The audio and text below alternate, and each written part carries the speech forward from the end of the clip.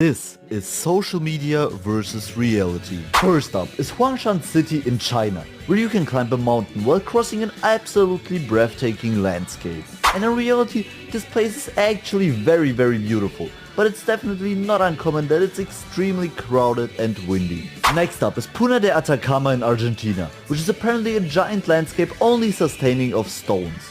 But in reality, this place is extremely far away from any roads and society, where you probably have to take a huge hike for several days there. Next up is the 360 Chicago observation deck, which allows you to lean 30 degrees over a 1000 feet high drop. And in reality, it is as cool as on social media, but I'm not sure if the LEDs are real, but maybe they only turn on at night, so if you know, let me know.